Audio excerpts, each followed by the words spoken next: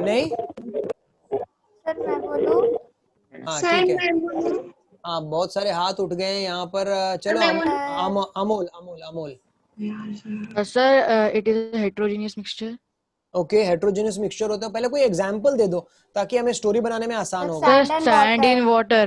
Okay, sand in water सबसे अच्छा example है क्या? All in water. Sand in Sir, water. it Chalk in can be water. separated through physical methods. CHALK, चौक। एक minute, थोड़ी spelling उसकी गड़बड़ हो गई है क्योंकि मैंने बड़ा मार्कर ले लिया है ना। चॉक इन वाटर, ठीक है, chalk in water. Smoke coming out of the chimney. Smoke coming out of the chimney. भाई ये जो आप smoke coming out of the ये चिमनी तो बोल रहे कोलाइड हैं, होगा ना? हाँ ये बात देख लो भाई, क्योंकि हमने एग्जांपल्स ऑफ कोलॉइड किया था और स्मोक जो था वो एरोजोल की कैटेगरी में आ रहा था, where it was dispersed from a solid in a gas, solid in a gas type of colloidal solution था वो। तो वो हमारी इस कैटेगरी में नहीं आने वाला है, सस्पेंशन वाली कैटेगरी में। Sorry, very sorry sorry sorry. Sand in water और chalk in water. Chalk water भी हम कर सकते हैं, चौक को थोड़ा पीस लीजिए, पानी में घुला दीजिए। और दूसरी तरफ सैंड इन वाटर, मट्टी ले लो, पानी में डाल दो, थोड़ा सा हिला दो, थोड़ी देर के बाद आप देखेंगे कि वो सेटल भी हो जाती है, नीचे मट्टी धीरे धीरे सेटल हो जाती है, ऊपर का पानी थोड़ा क्लियर हो जाता है। और वो बचपन में आपने सीखा था एक प्रोसेस, किससे उनको अलग कर लेते हैं फिर? कौन सा प्रोसेस था? डिकेंटेशन। Sir, filtration. बिल्कुल बिल्कुल, फिल्ट्रेशन, डिकैंटेशन था। हाँ, डिकैंटेशन से धीरे धीरे से ऊपर ऊपर का लिक्विड निकाल लो और नीचे बच जाएगा, वो सेटल हो जाएगा। तो ये सब चीजें जो है वो है सस्पेंशन में आती हैं, जो कि अभी तक ना सोल्यूशन में थी। आप अग्री करेंगे, it was not there in solutions, it was not there colloids also, solution में भी नहीं है और कोलॉइड्स में भी नहीं है, दोनों में बिल्कुल नहीं थी ये चीजें। कोलॉइड कभी भी नीचे सेटल नहीं हो रहा था, सॉल्यूशन भी सेटल नहीं होता था। यहाँ पे सेटल होने वाली चीज आने वाली है। और क्या क्या, होमोजीनियस और हेट्रोजीनियस की बात तो हम कर चुके थे। ट्रू सॉल्यूशन होमोजीनियस था, कोलॉइडल हेट्रोजीनियस था पर दिखता था होमोजीनियस।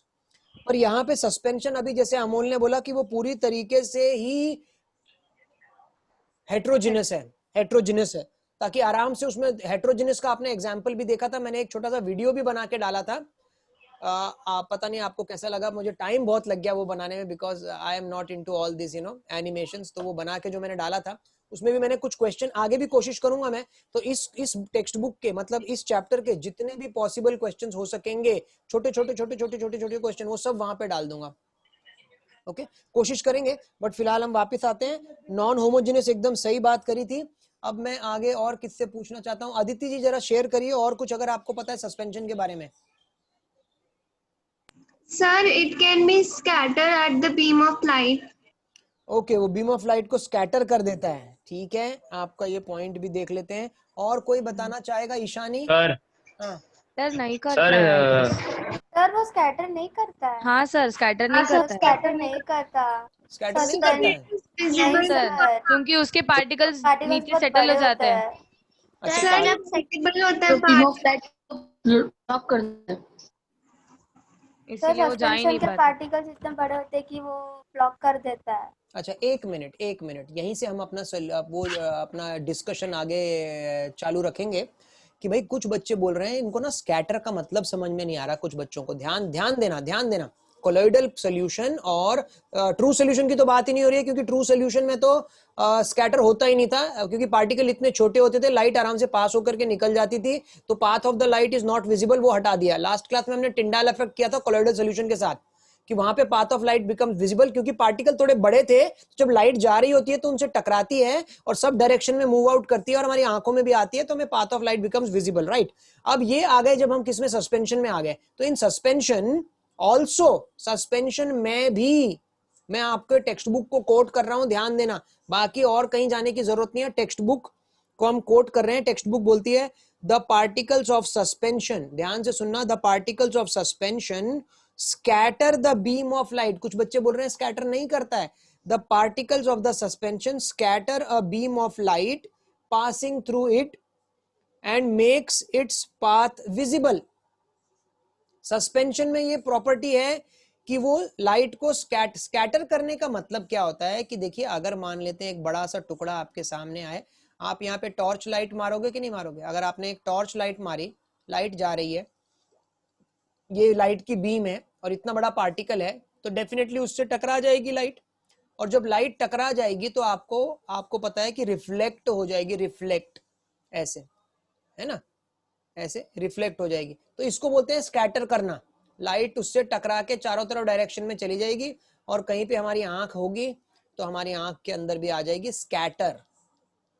पर अगर पार्टिकल बहुत छोटे हैं, अगर पार्टिकल बहुत छोटे हैं और मेरी बीम ऑफ लाइट बहुत बड़ी है, तो वो रोक नहीं पाएगी उसको, मेरी बीम ऑफ लाइट क्रॉस होकर के निकल जाएगी, तो वो स्कैटर नहीं हो रही है। पर अगर पार्टिकल बड़े हो गए तो लाइट स्कैटर हो जाती है। तो ये जो हमारा कौन है, ये सस्पेंशन जो है, वो सस्पेंशन हमारा लाइट को स्कैटर करता है। करेक्ट, पार्टिकल्स बड़े बड़े होते हैं, पार्टिकल्स बड़े होने के कारण लाइट स्कैटर हो जाती है। हाँ, लेकिन अगर कोई पूछे कि भाई टिंडाल इफेक्ट होता है कि नहीं, तो ये थोड़ा सा कंट्रोवर्शियल इशू है। टिंडाल इफेक्ट यहाँ पे तो बुक सिंपल बोल देती है कि particle of suspension scatter a beam of light, है ना। लेकिन अभी क्या कभी सर कभी उसका पाथ और उसके नीचे और एक लाइन है कि when it is left undisturbed that do not scatter the beam of light. कहाँ पे लिखा है? टेक्स्ट बुक की बात कर रहे हो? हाँ सर, टेक्स्ट बुक नहीं है। हाँ, रुको मैं पढ़ देता हूँ। नेक्स्ट पॉइंट ना, उसी के नीचे, हाँ the solute particle settle down when a suspension is left undisturbed, that is suspension is unstable, ये लिखा हुआ है। अच्छा, और नीचे when the particle settle down the suspension breaks and it does not scatter light anymore। हाँ जी हाँ, बिल्कुल सही बोल रहे हैं आप। दे कैन बी, तो अगर मेरा सस्पेंशन क्योंकि सेटल डाउन हो जाएगा, अगर आप बिगिनिंग में अगर आप कर रहे हो, स्टार्टिंग में कर रहे हो, तो हो सकता है थोड़ा बहुत स्कैटरिंग आपको दिखाई दे, पर क्योंकि इसमें पार्टिकल सेटल डाउन भी हो जाते हैं, पार्टिकल जब सेटल डाउन होंगे उसके बाद अगर आप स्कैटरिंग करने की कोशिश करेंगे, लाइट को भेजेंगे, तो definitely light will pass through, तो पार्टिकल फिर वो स्कैटर नहीं करेगा। वही बोल रहा है, suspension breaks and it does not scatter light any more. तो ये थोड़ा सा कंट्रोवर्शियल इशू हो जाता है इसमें सस्पेंशन के केस में कि हम स्कैटरिंग लिखें कि स्कैटरिंग ना लिखें। लेकिन पहला पॉइंट जो है वो तो बिल्कुल भी क्लियर है, तो वो हम लिख देते हैं, it is a heterogeneous system या it is a heterogeneous mixture. तो वो हम एक लिख देते हैं पहला पॉइंट। सस्पेंशन इज, साथ साथ में लिखते जाएंगे। Sir sand in water example तो हेट्रोजेनस का भी, तो हेट्रोजिनस की तो बात हो रही है,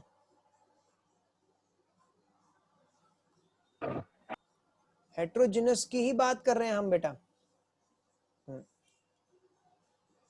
हम सस्पेंशन की बात कर रहे हैं। Suspension is a heterogeneous, MIXTURE, suspension is a heterogeneous mixture. और पार्टिकल्स इतने बड़े हो जाते हैं कि हम उनको अपनी आंखों से फिर देख सकते हैं। तो वो आप लिखेंगे, the particles are, the particles of a suspension, the particles of a suspension can be seen by the naked eyes।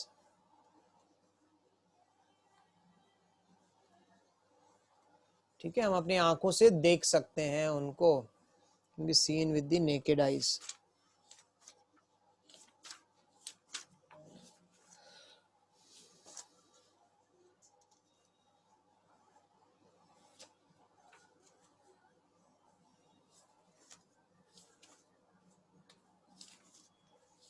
Sir एक डाउट है आप पूछिए ना प्लीज। सर, अगर हमें डेफिनेशन बोले तो हमें सारी प्रॉपर्टीज को मिला के एक ही डेफिनेशन बनानी है, डेफिनेशन में कुछ स्पेसिफिक और प्रॉपर्टीज अलग? नहीं नहीं, एक ही बना दो यार, एक ही बना दो। 1 नंबर या 2 नंबर की अगर आएगी डेफिनेशन तो सब कुछ डाल दो, बिल्कुल छोड़ना नहीं है टीचर के लिए जरा भी, सॉरी बिल्कुल भी छोड़ना नहीं है, ताकि वो बोले कि बेटा तूने ये नहीं लिखा इसलिए मैं आधा नंबर काट ले रही हूँ।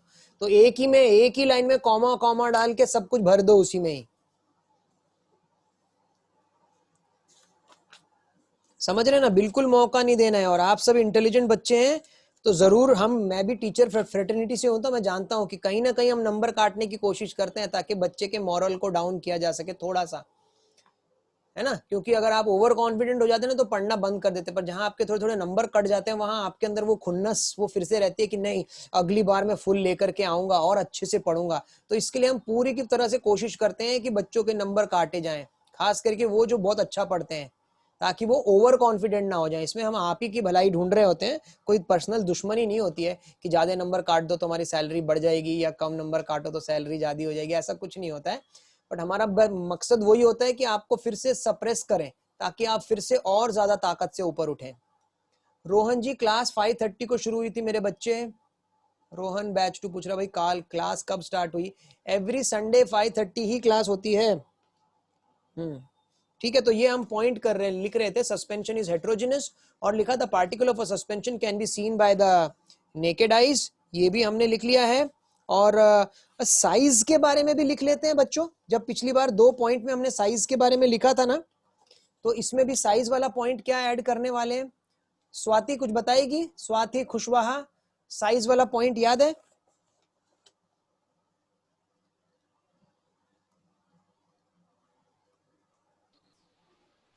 Yes, sir. हाँ बोलिए बोलिए, साइज के बारे में पॉइंट बताइए। They are bigger in size than true solution and colloids. हाँ वो तो आप सही बोल रहे हैं, बट हमने वहां पे कुछ नैनोमीटर टर्म यूज कर रहे थे, नैनोमीटर एकदम स्पेसिफिक। वो स्माइल दे दिया, मैं समझ Sir, गया, may I? उसने स्माइल दे दिया, मैं समझ गया। प्रथमेश बोलो। Sir, more than 100 nanometer. बिल्कुल सही है, more than 100 nanometer in diameter. The size of, ठीक है स्वाति समझ में आ गया? ठीक है, द साइज ऑफ, लिखेंगे the size of solute particles, the size of solute particles in a suspension is larger than 100 nanometer in diameter, larger than 100 nanometer in diameter। जब नैनोमीटर ये सब की बात होती है, छोटे छोटे डिस्टेंसेस की बात होती है, तो मुझे माइक्रोस्कोप याद आता है। आप में से किसने माइक्रोस्कोप यूज किया है? देखा तो चलो ठीक है, वो तो आपको पता है। हाँ प्रथमेश हाथ उठा रहे हैं। प्रथमेश शेयर करिए जरा अपने व्यूज, जरा कब देखा है आपने, कहाँ देखा है? सर जब मैं 5th स्टैंडर्ड में था तो एक ट्यूशन था सर, ESL लर्निंग, उसमें दिखा। अच्छा ओके ओके, पर बहुत जबरदस्त होता है यार ये। पर यूजुअली आशीष ने भी मैंने भी किया है। Very good. कब, वो तो बताइए कब कहाँ पर? हाँ आशीष बोलो। सर मैंने भी उधर किया है। अच्छा आप भी वहीं पे थे, वहीं पे किया। और कोई? एक बीच में लड़की ने बोला था मैंने, कहाँ पे मैंने? शर्वरी कहाँ पर? सर मैंने बोला था। हाँ कहाँ पर? मेरे भैया ने मेरे को दिखाया था, सेल्स दिखाए थे ओनियन के माइक्रोस्कोप पे। कहाँ पे दिखाए थे भैया जी, कहाँ पे थे वो? घर पे। तो घर पे माइक्रोस्कोप उन्होंने खरीदा हुआ था? हाँ लाइट वाला। क्या बात है, लाइट माइक्रोस्कोप बहुत अच्छा है। मुझे याद है कुछ दिनों पहले मैं अपने बेटे को लेकर के, I was in one of the schools working ना, तो वहां पे लेके गया था। छुट्टी का दिन था, उनकी छुट्टी थी, सेकंड सैटरडे, मुझे वर्किंग के लिए जाना था। I took him along with me. वो तो बोलता है मजा आ गया, आज का दिन मेरे लिए बड़ा मस्त गया, बिकॉज उसने फिर वो, मैंने उसको माइक्रोस्कोप दे दिया तो उसने microscope, but he was 1 step ahead ना, वो आप लोगों की जनरेशन का है। मैं तो सिर्फ देख रहा था उसके अंदर जो चीजें हैं अलग अलग, जो 10th में भी कई बार हम स्पॉटिंग करते हैं ना, तो बहुत सारी चीजें हैं वो। तो उसने क्या किया, उन सब की फोटो खींच ली। That was very very very exciting. तो आप माइक्रोस्कोप के ऊपर, उसमें भी 2 लेंस होते हैं ना, एक ऑब्जेक्टिव होता है जो ऑब्जेक्ट के पास में होता है, और एक आई पीस होता है जिसको आप, जो आपकी आंख के पास में होता है, उसके ऊपर उसने अपना वो रख लिया, मोबाइल रख लिया। मोबाइल का जो कैमरा है ना, तो उससे फिर उसमें दिखने लग गया, और उसने उसके सारे फोटोज क्लिक कर लिए। तो मैंने बोला यार हमारे पास तो कभी इतनी अकल नहीं थी, तो फोटो क्लिक कर दिए। फिर उसने क्या क्या किया, आई डोंट अंडरस्टैंड। वो सब हटा के कभी कपड़े को अंदर रख रहा है, कभी अपने रुमाल को नीचे रख रहा है, कभी अपने बाल को नीचे रख रहा है, अलग अलग चीजें, जितनी भी चीजें हैं ना, सबको छोटे छोटे एंगल में देखना चाह रहा था कि 10x में कैसे दिखेंगी वो, या 50x में कैसे दिखेंगी। बहुत अच्छा। तो वो माइक्रोस्कोप एक बहुत जबरदस्त चीज है। कभी अगर आपको ऐसा माइक्रोस्कोप और टेलीस्कोप, मैं टेलीस्कोप का दीवाना था, माइक्रोस्कोप इतना इंटरेस्ट नहीं था, ये छोटी मोटी चीजें नहीं, टेलीस्कोप का दीवाना था। टेलीस्कोप अगर होता तो मजा आ जाती है लाइफ में यार। रात को वो बड़ी बड़ी जो चीजें हैं ना एकदम करीब में दिखती हैं। प्लैनेट और स्टार्स को लेकर के ही ना बचपन से बहुत ज्यादा फैसिनेशन था मुझे भी।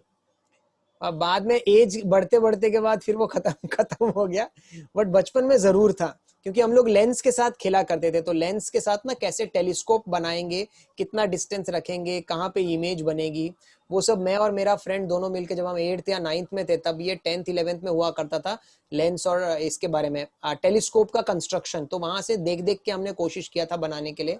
कुछ खास सफलता तो नहीं मिली थी, बिकॉज हमारे जो लेंसेज थे वो बहुत छोटे छोटे होते थे। मार्केट से 2-4 रुपए का जो लेंस होता था, और छोटा मोटा कार्डबोर्ड यूज करके हमने बनाने की। बट वही मुझे अभी तक देखिए याद है कि वी मेड अ एफर्ट। तो एफर्ट बहुत जरूरी है।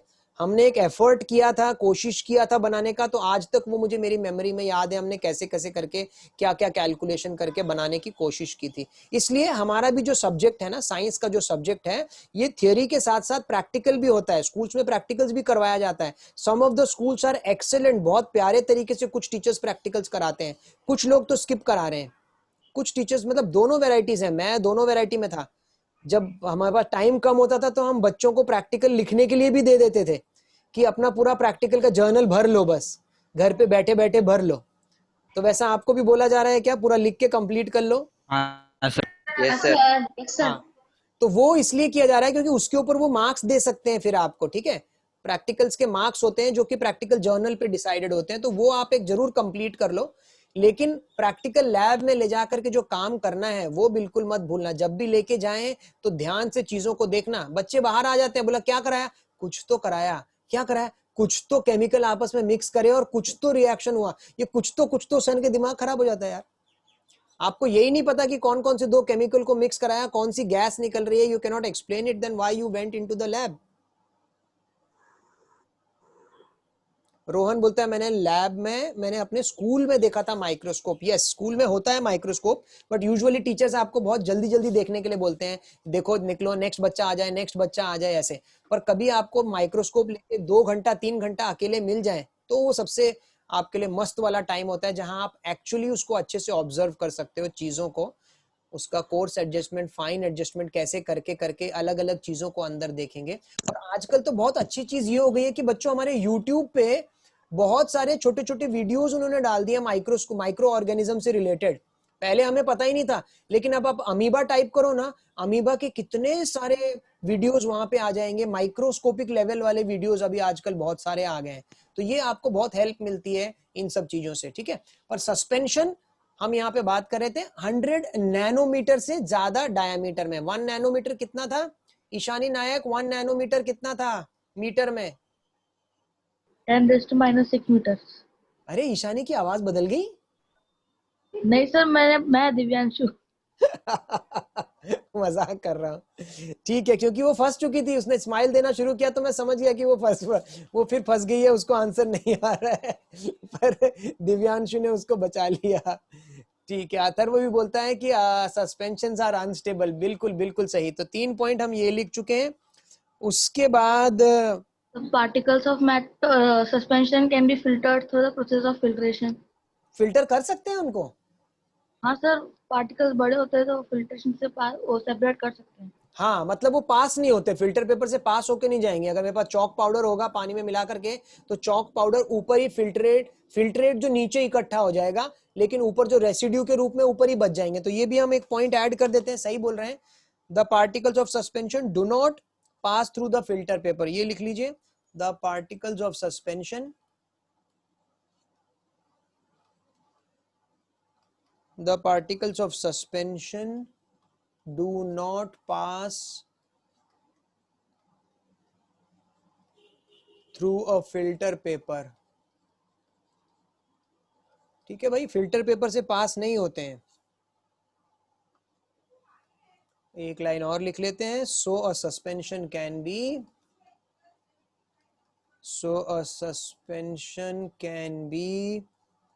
separated, separated, separated by filtration, can be separated by filtration। ठीक है, ये अभी तक नहीं था ना?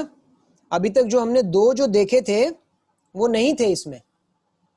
मतलब कि ट्रू सोल्यूशन और कोलाइडल सोल्यूशन दोनों फिल्टर पेपर से आराम से पास हो जाते थे, तो आप फिल्टर पेपर का यूज नहीं कर सकते थे। यहां फिल्टर पेपर का आप यूज कर सकते हैं। और जो अभी अथर्व ने बोला कि सस्पेंशन आर अनस्टेबल, वो भी एक पॉइंट अब इसमें ऐड कर देते हैं।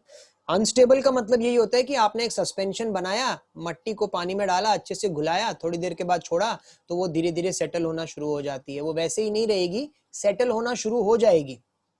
ओके, सस्पेंशंस आर अनस्टेबल, तो वही आप लिख दीजिए, the suspension are unstable and the particles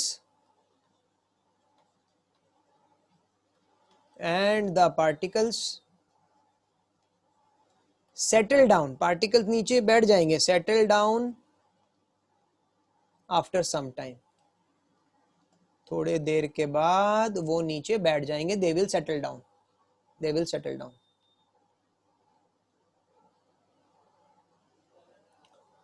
ओम डोंगरे, क्या आप लोग अग्री करते हैं? ओम डोंगरे जी बोल रहे हैं कि सर सस्पेंशन इज होमोजेनस। और ये मैं किसको बोलूं, यहाँ पे बहुत सारे बच्चे दिख रहे हैं। ताशवी जी बताइए, आप इससे अग्री करती हैं कि नहीं? ओम डोंगरे बोल रहे हैं सस्पेंशन इज होमोजेनस। सर नहीं, no sir, it is heterogeneous. Yes sir. आप उसको कोई जवाब देना चाहेंगे, कोई एग्जाम्पल बताना चाहेंगी?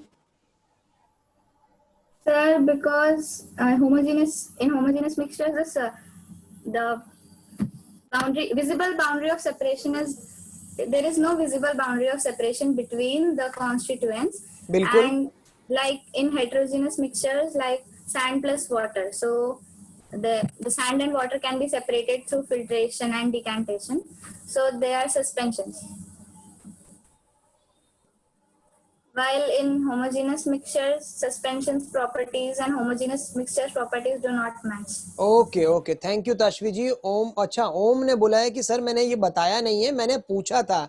कोई बात नहीं सर, इज सस्पेंशन होमोजेनस? तो बिल्कुल सस्पेंशन होमोजेनस नहीं है, ताशवी सही बोल रही थी। बाकी बच्चों ने भी वीडियो सुना होगा तो उसमें देखा होगा कि होमोजेनस वो होते हैं जिसमें कोई भी विजिबल बाउंड्री नहीं होती है और यूनिफॉर्म कॉम्पोजिशन होती है, पूरी यूनिफॉर्म कॉम्पोजिशन। कहने का मतलब है ये दोनों चीजों को आप समझिए, यूनिफॉर्म कॉम्पोजिशन और बाउंड्री का नहीं होना।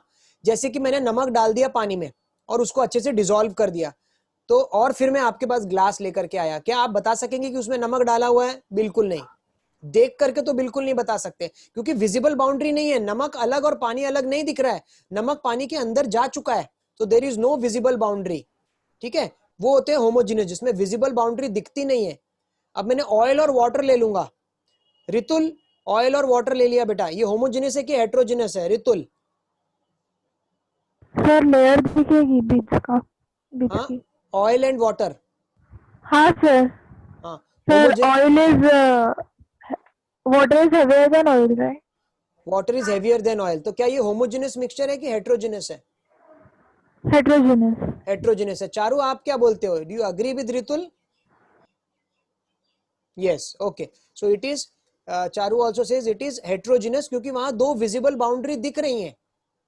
तो जब मैं हमारी बात चली थी कि सस्पेंशन होमोजेनस है कि हेट्रोजेनस, तो ओम जी अगर मैं सॉइल को पानी में डालता हूं तो थोड़ी देर के बाद सॉइल नीचे सेटल हो जाएगी, पानी ऊपर, दोनों चीजें अलग अलग दिखेंगी, तो विजिबल बाउंड्री ऑफ सेपरेशन है, तो इसलिए वो हेट्रोजेनस है, होमोजेनस नहीं है। पहली तो चीज ये। और दूसरी चीज यूनिफॉर्म कॉम्पोजिशन की भी बात होती है। यूनिफॉर्म कॉम्पोजिशन का मतलब है कि अगर मैंने, समझ लीजिए आपने नींबू पानी बनाया, तो क्या कभी ऐसा होता है क्या कि नींबू पानी का एक ग्लास उसमें कम नमक है और दूसरा जो ग्लास नींबू पानी का उसी में से लिया हुआ, आपने एक बड़े से बीकर में नींबू पानी बनाया और वो 3 ग्लासेस में डाल दिया वो नींबू पानी, एक ग्लास में नमक कम हो गया, एक में बहुत ज्यादा हो गया और एक में है ही नहीं नमक? कभी ऐसा होता है? नहीं। जब आप नमक डालते हैं वो इक्वली स्प्रेड हो जाता है। आप कोई भी एक ड्रॉप लेकर के चखेंगे, तभी तो मम्मी क्या होती है, कोई भी एक ड्रॉप लेके चखती है और बोलती है हाँ ठीक है। ऐसा नहीं होता ना कि अरे ये ड्रॉप में तो लग रहा है लेकिन हो सकता है दूसरी ड्रॉप में नहीं होगा, तो ऐसे चखते चखते तो पूरा खत्म ही हो जाएगा।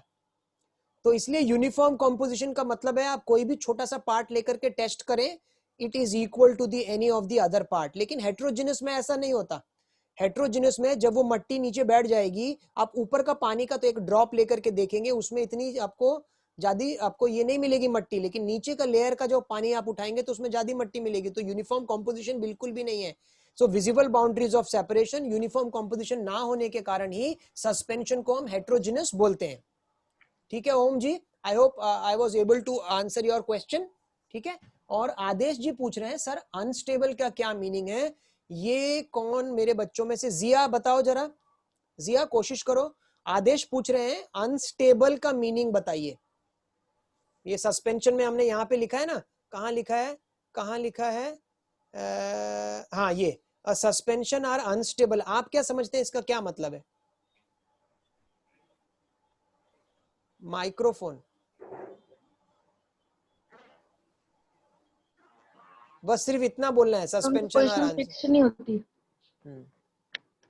उनकी position fix not firmly fixed. Okay, not fixed, not fixed. Purven Salve बोलो, हाथ उठा रहे हैं पूर्वेन साल्वे।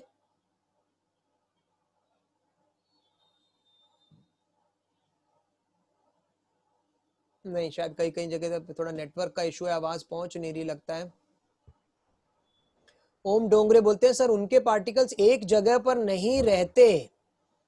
भाई एक जगह पे तो कोलाइडल के भी नहीं रहते, कोलाइडल के पार्टिकल भी वाइब्रेट करते रहते हैं। और कोई बताएगा? कोई भी आ जाओ, बताओ। प्राची, आपके पास आंसर है क्या इस चीज का? द सस्पेंशन आर अनस्टेबल, इसका क्या मतलब है? सर एग्जाम्पल दे के बताओ। Please please go ahead. Sir जैसे कि अभी आपने वो मिट्टी और पानी का एग्जाम्पल दिया ना, जी, तो अगर उसी एग्जाम्पल में अगर हम लोग पहले उसको एकदम अच्छे से मिक्स करके रख दे, तो उसके बाद वो कुछ देर के बाद वैसा ही नहीं रहता, कुछ देर के बाद उसकी जो मिट्टी है वो नीचे आ जाती है, तो बिल्कुल। उसी को अनस्टेबल बोलते हैं। प्राची, बहुत अच्छे से आपने एक्सप्लेन किया, थैंक यू सो मच, बहुत अच्छे से। तो आई थिंक आदेश जी आपको आंसर मिल गया क्या? अनस्टेबल होने का मतलब ये होता है कि जैसा आपने बना के छोड़ा है, थोड़ी देर के बाद वो वैसा नहीं रहेगा, it will start settling down, it will start settling down. So suspension are unstable, और आगे लिखा भी हुआ था the particle they settle down after some time. Okay, एक पॉइंट और ले लेते हैं, point number 6, suspension scatters the beam of light. ठीक है, पर इतना लिख देते हैं, स्कैटर तो करेगा, अब वो सेटल होने के बाद नहीं करेगा वो बात अलग है, पर हम ये लिख देते हैं suspension scatters a beam of light passing through it. Sir, उधर लिख सकते हैं when the suspension is stable. Stable तो बाद वाली सिचुएशन हो गई ना, तो स्कैटर नहीं करेगा। हाँ sir, stable sorry situation, unstable. हाँ चलो चलो आप लिख सकते हो, कोई प्रॉब्लम नहीं है। सर इसमें उसका पाथ विजिबल नहीं रहता ना लाइट का। अगर पार्टिकल बहुत ज्यादा बड़े हो गए ना बेटा, तो वो स्कैटर करने की जगह ब्लॉक ही कर देंगे लाइट को आगे जाने ही नहीं देंगे, तो बिल्कुल पाथ विजिबल नहीं होगा अगर पार्टिकल बहुत ज्यादा बड़े हो गए तो।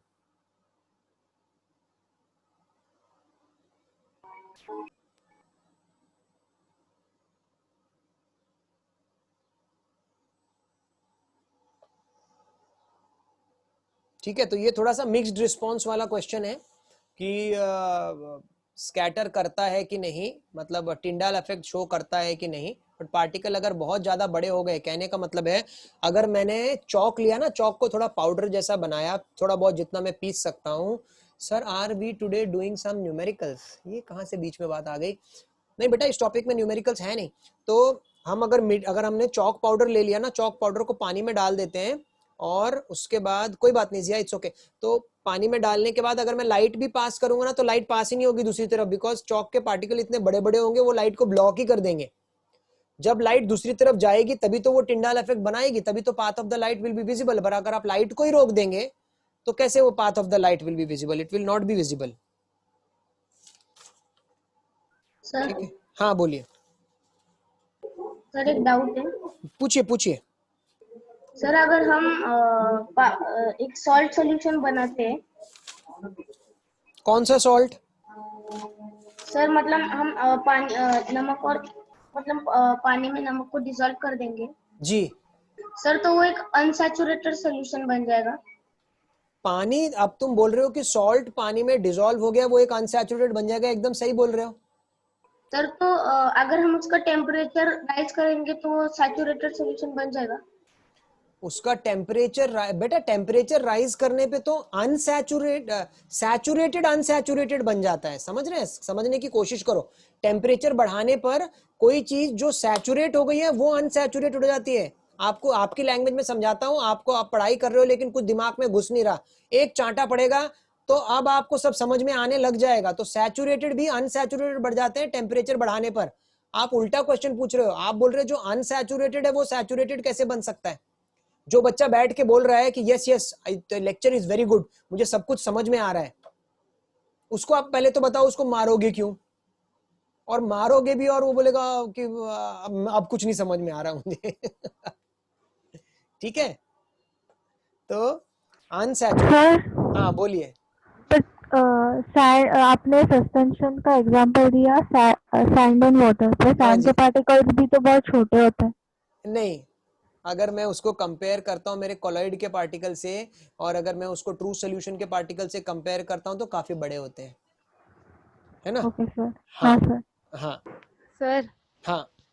अगर मैंने सॉल्ट दी और उसे डिसॉल्व नहीं किया तो वो सस्पेंशन बन जाएगा? सॉरी चारू, थोड़ा सा साउंड ब्रेक हुआ, फिर से बोलो।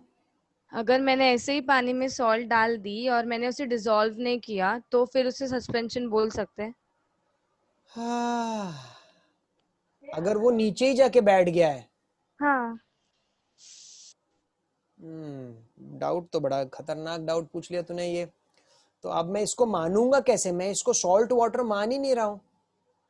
तो ये मतलब ऐसा हो गया, सुनो ध्यान से सुनो, ये कुछ ऐसी सिचुएशन तो नहीं हो गई कि मैंने पत्थर डाल दिए पानी में, मैंने 5-10 छोटे छोटे पत्थर पानी में डाल दिया और बोला कि बताओ अब ये क्या है, तो क्या बोलोगे? बोल सकोगे क्या कुछ ये क्या है? ये सब किस कैटेगरी में आ रहे हैं पहले तो ये बताओ। ये सब कौन से टॉपिक में आ रहे हैं? ये जो भी सोल्यूशन जो आ रहे हैं, ट्रू सोल्यूशन हो, कोलोइडल सोल्यूशन हो, कौन से टॉपिक में आ रहे हैं? है ना, मिक्सचर्स में आ रहे हैं। तो अगर मैं उसको डिसॉल्व भी नहीं कर रहा हूं तो ये इट इज इक्विवेलेंट टू कि मतलब वो इनसॉल्युबल हो गया है, तो फिर मैं ये कुछ टर्म नहीं यूज कर पाऊंगा उसमें। Okay sir. ठीक है ना, थोड़ा सा क्वेश्चन बहुत जबरदस्त पूछते हैं आप लोग, मैं बहुत जगह फंस जाता हूँ। Thank you. ओके।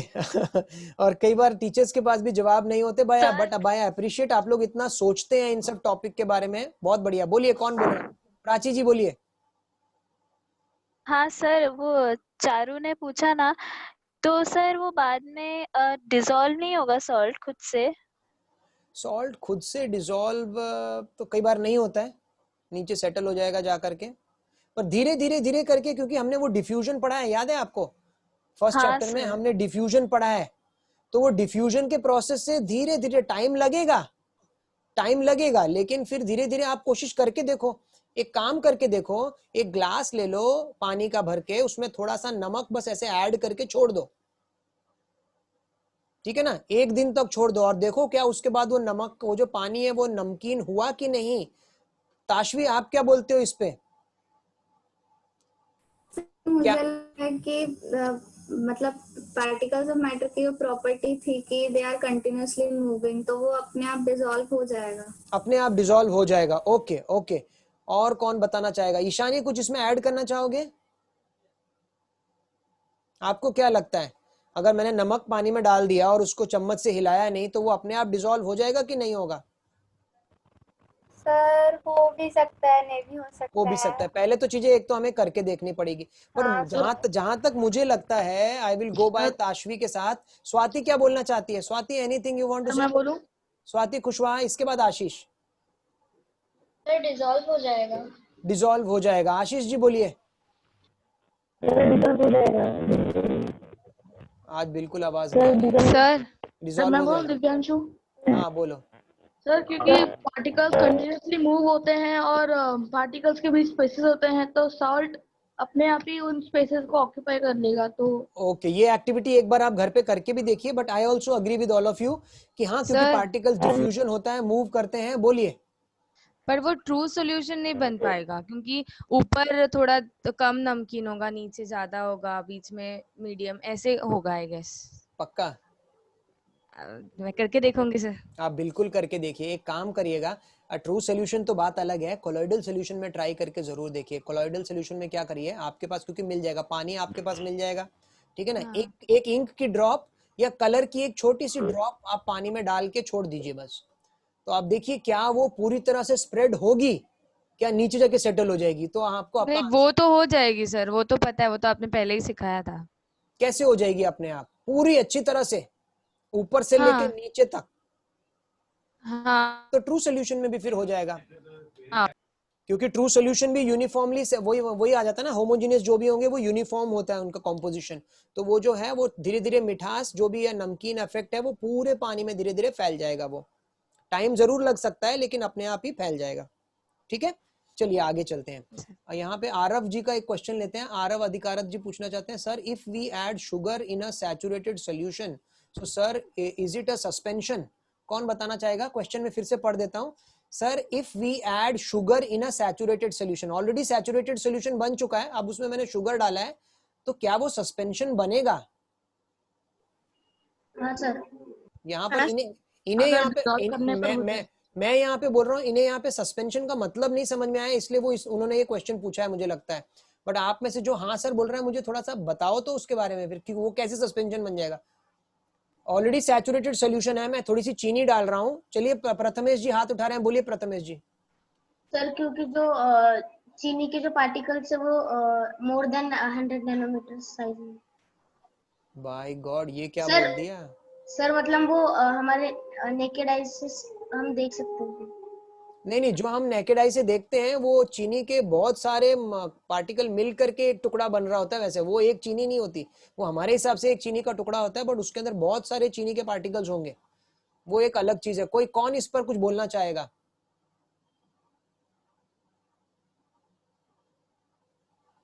हाँ अमोल, आपने हाथ उठाया है कि ऐसे ही हाथ रखा है? हाँ ठीक। सर वो सैचुरेटेड क्या अंदर हम लोग वापस एक बार शुगर डालेंगे, ऐड करेंगे तो सर वो सस्पेंशन बन जाएगा, क्योंकि पहले से उसमें स्पेसिस पार्टिकल्स में स्पेस नहीं रही है, तो सर फिर वो शुगर डिसॉल्व नहीं होगी और वो ऐसे ही नीचे सेटल हो जाएगी। हाँ नीचे सेटल हो जाएगी। हाँ सर ठीक है ठीक है ठीक है। और कोई इसमें कुछ बोलना चाहेगा? सर पर गरम किया तो वो वापस अनसैचुरेटेड हो जाएगा ना, इसीलिए कभी भी वो पॉइंट नहीं आएगा कि बट सर मेंशन नहीं किया ना कि गरम करना है। मेंशन नहीं किया गरम करना वापस कूल डाउन होने के बाद वापस वो सैचुरेटेड हो जाता है। ओके, एक और लेते हैं। अदिति सिन्हा बोल रही है, dissolve 2 spoons of common salt in a half cup of water. Now if you want to get the salt back, what will you do? What will you do? Dissolve 2 spoons of common salt in half cup of water, and if you want to get back the salt। बच्चे आगे जाएंगे, आगे एक crystallisation की technique है, वो मैं बाद में जाऊंगा। लेकिन यहाँ एक चीज बातों से हमें समझ में आ रही है कि बच्चे लोग क्या सोच रहे हैं, अगर हमने कोई चीज ऐड करी और वो नीचे बैठ गई तो वो सस्पेंशन बन जाता है। बिल्कुल नहीं, याद रखना ऐसा नहीं होता है सस्पेंशन। क्योंकि वही क्वेश्चन इस बच्चे ने भी पूछा था कि एक नमक, अगर मैंने नमक का पानी सैचुरेटेड सोल्यूशन है उसमें और नमक डाल दिया और नीचे सेटल हो गया तो अब वो सस्पेंशन हो गया? नहीं, सारी प्रॉपर्टीज तो चेक करो भाई। क्या मैं उसमें से जब लाइट पास करूंगा तो भले ही वो सैचुरेटेड सोल्यूशन हो गया है, अब उसमें से मैं लाइट पास करूंगा तो क्या लाइट उसमें लाइट विजिबल होगी, स्कैटर करेगी? नहीं करेगी। नमक का पानी लाइट स्कैटर नहीं करता है। पार्टिकल का साइज बड़ा हो जाएगा क्या अचानक से? बिल्कुल नहीं, पार्टिकल का साइज नैनोमीटर में बहुत कम है, तो वो पॉइंट भी प्रॉब्लम में आ जाएगा। क्या वो अनस्टेबल बन जाएगा? बिल्कुल नहीं। जो नमक पानी ऑलरेडी डिसॉल्व हो चुका है, नमक और शुगर डिसॉल्व हो चुकी है पानी में, क्या वो नीचे सेटल होगी? नहीं, जो एक्स्ट्रा थी वो नीचे जाके बैठ जाएगी, तो वो सस्पेंशन नहीं बनेगा। तो आप ये दोनों चीजों को लिंक करने की कोशिश कर रहे हैं कि मैंने बोला कि अगर आपके पास एक जैसे कि सैंड है और वो नीचे सेटल हो गई तो वो सस्पेंशन है, तो जो भी चीज ऐड करके सेटल कर दोगे वो सस्पेंशन बन जाएगा? बिल्कुल नहीं। ये सारे पॉइंट्स उसके पास होने चाहिए तभी वो सस्पेंशन बनेगा।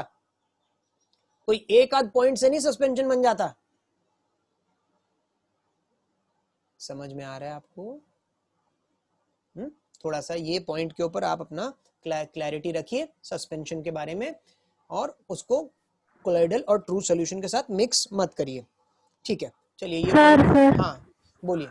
सर आपने उधर लिखा एग्जाम्पल में दिया है सैंड एंड वाटर हाँ सस्पेंशन का, हाँ फिर हम सैंड पार्टिकल्स नेकेड ऐसे नहीं देख सकते ना, हाँ, तो देख फिर सकते वो हैं, देख सकते हैं, सैंड पार्टिकल्स हम देख सकते हैं नेकेड ऐसे? देख सकते हैं, देख सकते हैं।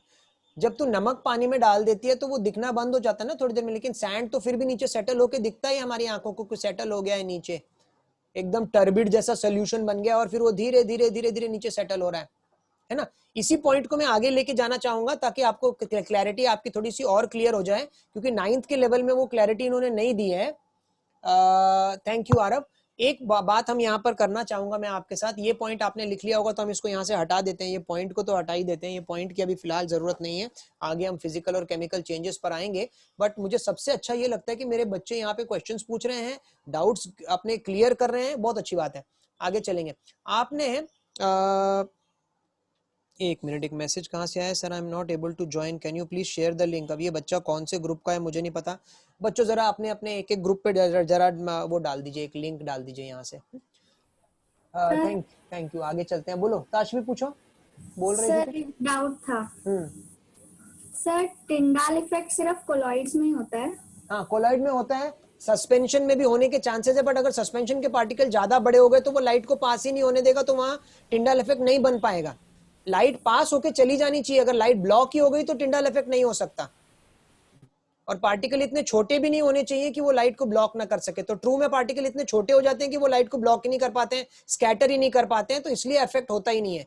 कोलॉइडल का जो साइज है वो एकदम परफेक्ट साइज है, जो लाइट को अच्छे से स्कैटर कर देता है और टिंडाल इफेक्ट शो करता है। सस्पेंशन के केस में डाइसी सिचुएशन है, पार्टिकल बहुत बड़े हो गए तो टिंडाल इफेक्ट नहीं होगा, हल्का हल्का सा होगा पर अच्छे से नहीं होगा, एकदम क्लियरली वो कोलॉइडल सॉल्यूशन में ही दिखेगा टिंडाल इफेक्ट। ओके सर, क्योंकि उसके डेफिनेशन में भी वो था ना कि scattering of light by colloidal particles. जी जी जी जी, बस इसलिए तुम कोलॉइडल पे ही जाइए, जिसमें हो सकता है नहीं हो सकता उसको हम क्लियर कट डेफिनेशन लेकर के नहीं हो सकता वाली कैटेगरी में डाल दे रहे हैं। Okay sir. या सर हाँ सर, वो टिंडल इफेक्ट के लिए फिर एक पर्टिकुलर अगर साइज का पार्टिकल लिया हाँ तो फिर तो वो वैरी कर सकता है ना रेस के साइज से?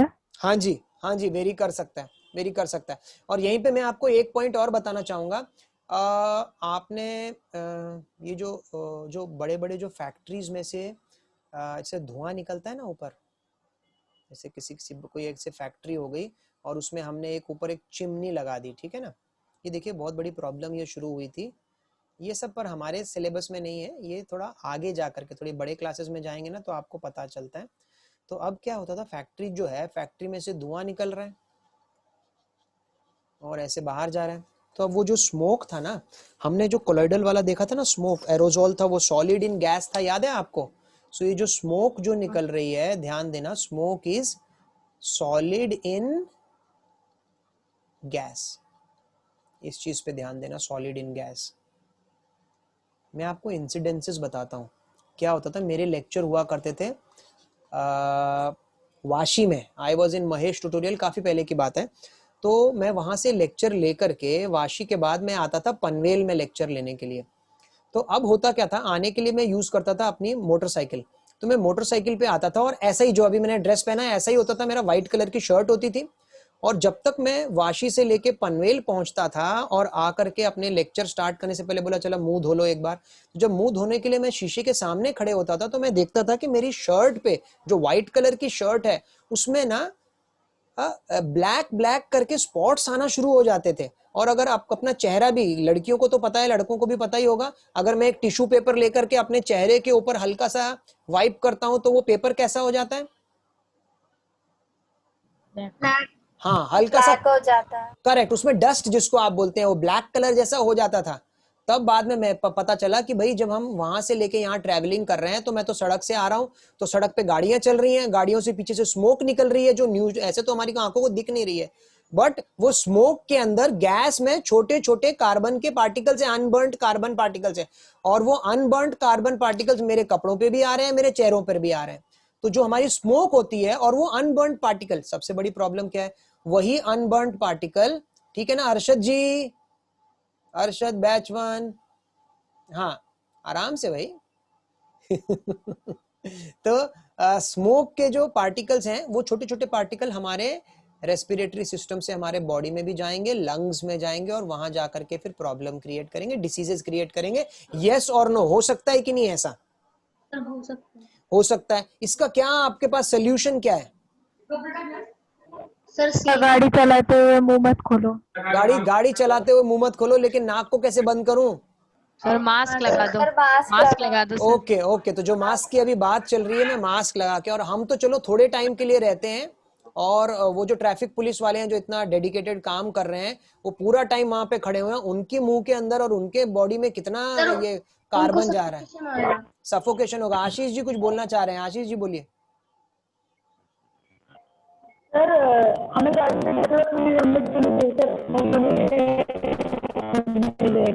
आशीष एक्सट्रीमली सॉरी, वीडियो को आपकी ऑडियो क्वालिटी बहुत डाउन है, मेरे को नहीं आ रही, बाकी बच्चों को सुनाई दिया कि नहीं? नहीं सर। नहीं सर। नहीं सर वो कार्बन डाइऑक्साइड हमारे लिए टॉक्सिक होता है। हाँ, कार्बन डाइऑक्साइड तो छोड़ दो, वो कार्बन के जो पार्टिकल्स हमारी बॉडी में जा रहे हैं ना, वो बड़े नुकसान दे रहे हैं। तो अब इन्होंने, साइंटिस्ट लोगों ने बैठ के, देखो इसके पीछे कितना दिमाग लगाया, इन्होंने बोला कि स्मोक है एक, ऋतुल जी बोलो, स्मोक एक वो है। सर अगर साइलेंसर में प्यूरिफायर लगाया तो आदेश का बात तो अच्छा है कि गाड़ियों के साइलेंसर में कुछ ऐसा कर दो, ठीक है, लेकिन सिर्फ गाड़ियों से ही धुआं नहीं निकल रहा है, फैक्ट्री से धुआं निकल रहा है, सबके बॉडी में जा रहा है।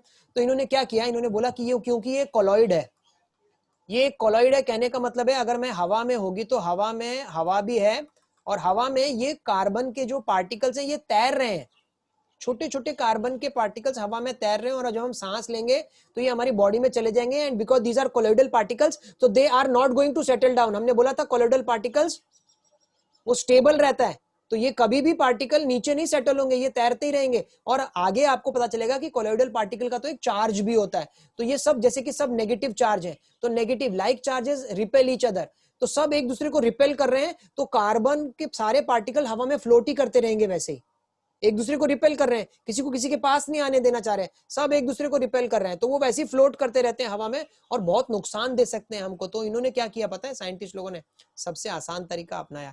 इन्होंने क्या किया, ये जो चिमनी होती है ना, ये चिमनी में जब धुआं, जब चिमनी के अंदर जा रहा होता है, इन्होंने चिमनी के यहाँ पर just beginning of the chimney बहुत हाई पावर इलेक्ट्रिक करंट का पॉजिटिव नेगेटिव टर्मिनल, दो प्लेट्स वहां पे चिपका दी, पॉजिटिव नेगेटिव प्लेट लगा दी और करंट उनके साथ कनेक्ट कर दिया। समझ रहे हैं? तो अब मेरे कार्बन पार्टिकल्स जो इससे होते हुए जाएंगे, अगर कार्बन सर वो अभी अट्रैक्ट हो जाएंगे। बिल्कुल सही बोल रहे हैं, तो अगर वो नेगेटिव है तो वो पॉजिटिव प्लेट की तरफ अट्रैक्ट होंगे, और जैसे ही वो पॉजिटिव प्लेट पे आके टच होंगे, उनका चार्ज खत्म हो जाएगा, positive negative cancel each other, तो वो अब उन पार्टिकल के पास चार्ज नहीं बचेगा, अब वो पार्टिकल धीरे धीरे सेटल हो जाएंगे।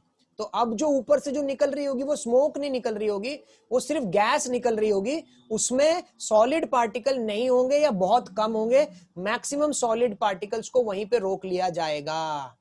तो ये देख लीजिए, जब आपको साइंस समझ में आती है तो कैसे कैसे करके दिमाग लगा करके ये काम किया जाता है, ठीक है। तो यहाँ पे हमने कोलॉइड का इस्तेमाल किया और सारे पार्टिकल को वहीं पे सेटल कर लिया, बाद में उनको हटा दिया वहां से। पर ये सिर्फ आज ही की बात नहीं है, मैं आपको कुछ सालों पहले ले जाता हूं, जब ज्यादातर पानी को ना साफ करके पीने का ये सिस्टम नहीं था। तब आपको बताएं, अगर आप पूछोगे अपने मम्मी पापा से, आप लोगों को पता नहीं ये वर्ड कभी सुना भी है कि नहीं, फिटकरी, हिंदी में बोलते हैं फिटकरी। सर सिखाया हाँ है सर, हमें सुना स्कूल है। में लोडिंग मेथड। सर देखा भी है। हाँ सर। लोडिंग के लिए यूज होता सर है। लोडिंग के लिए गाँव में एलम देखा यूज भी है होता है। पार्टिकल्स को हेवियर करता है तो सेटल डाउन रहते हैं। Settle down बिल्कुल बिल्कुल, एलम, फिटकरी, मराठी में क्या बोलते हैं? तुरटी। तुरटी। अच्छा चलो, तो ये जो है फिटकरी या एलम या तुरटी, इसका काम क्या होता था पुराने जमाने में, जब लोग मटकों में पानी भर के लेके आते थे, तब ये सिस्टम तो नहीं होता था पानी के क्लीनिंग का, तो नदी से पानी भर के लेके आया, तो उसमें भी हो सकते हैं छोटे छोटे पार्टिकल तैर रहे होंगे पानी में, इतने छोटे छोटे जो आंखों को दिख नहीं रहे, पर हो सकता है वो तैर रहे हो।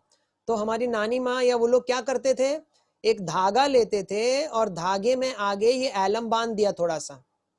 जो बच्चे बाहर कभी कभी इसके लिए बाल कटाने के लिए जाते होंगे ना, तो वो देखते होंगे कि ये जो बार्बर के पास भी ये एलम वहां पे रखा रहता है, कभी कभी गलती से आपको कट लग जाए तो वो वहां पे उसको मल दे, थोड़ा सा मतलब जलन होती है, बट ये वहां पे लगा दे। तो ये एलम जो है फिटकरी एक ऐसे धागे में बांध करके नीचे लोडिंग, आपने सही वर्ड यूज किया, लोडिंग। तो इसमें उसको ऐसे घुमा करके, ये सॉल्यूबल होता था, थोड़ा सा घुमा करके बाद में एलम को बाहर निकाल लिया। तो होता क्या था, एलम का जो पार्टिकल्स हैं वो क्या होते हैं, वो इन पार्टिकल्स के ऊपर आके सेटल हो जाते हैं। ये जो छोटे छोटे पार्टिकल जो तैर रहे हैं, ये अभी क्यों तैर रहे हैं, क्योंकि इनका जो साइज है, इनका जो वेट है वो ऐसा है कि वो एक दूसरे को रिपेल कर रहे हैं, सेटल नहीं होते। तो इसके ऊपर जाकर के, इसलिए उसको प्रोसेस का नाम ही लोडिंग है, लोडिंग। उनके ऊपर जाके एलम लोड हो जाता है उन सब पार्टिकल्स के ऊपर, जो पार्टिकल अभी तैर रहे थे, कोलोइडल पार्टिकल, और वो उनको हैवी बना देता है।